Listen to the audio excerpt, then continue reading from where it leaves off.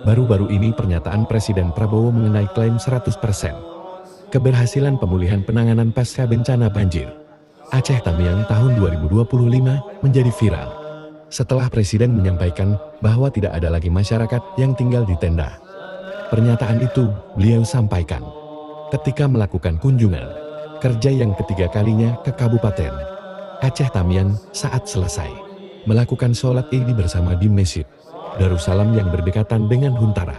Banyak yang mengkritik, menghujat, menghina dan tak jarang ada juga mencaci maki Presiden atas pernyataan klaim 100%-nya itu. Dan sangat kita sayangkan komentar-komentar negatif itu datangnya dari masyarakat Aceh dan tak terkecuali dari masyarakat Kabupaten Aceh Tamiang sendiri yang telah dikunjungi Presiden Prabowo sebanyak 3 kali dalam waktu dekat ini. Padahal, jika kita mampu memahami bahwa jabatan seorang Presiden berada pada top ladder dari semua jabatan yang ada di negara ini. Sehingga rasanya tidak mungkin dan tidak akan sanggup jika seorang Presiden harus mengurusi semua hal yang terjadi di negara ini hingga hal yang terkecil. Contohnya, jika seorang Presiden harus mengurusi siapa saja yang masih tinggal di tenda dan siapa yang tidak. Rasanya sangat keterlaluan sekali jika sampai hal sekecil itu harus kita minta Presiden yang mengurusinya.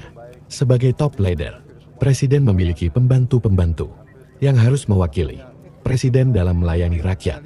Contohnya dalam kasus klaim 100% keberhasilan ini, Presiden dibantu Kepala BNPB Suharyanto, Menteri Pekerjaan Umum Dudi Hangbodul, dan juga ada Mendagri Tito Karnavian yang juga menjabat sebagai Ketua Satgas Percepatan Rehabilitasi dan Rekonstruksi Pasca Bencana Sumatera, serta juga ada Gubernur Aceh Muzakir Manaf dan juga Bupati Aceh Tamiang Armia Fahmi sebagai tuan rumah.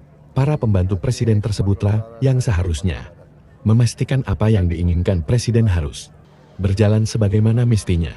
Presiden sebagai top leader hanya menerima update laporan dan perkembangan yang terjadi di lapangan. Dari laporan tersebut, Presiden dapat mengambil kebijakan apa yang harus dilakukan berikutnya, atau tidak perlu melakukan apapun lagi, tergantung bagaimana laporannya.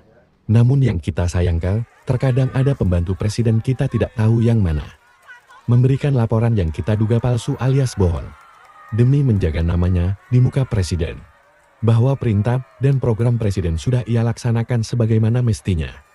Padahal kenyataan di lapangan masih amburadul alias berantakan, sehingga antara laporan dan realita lapangan berbanding terbalik.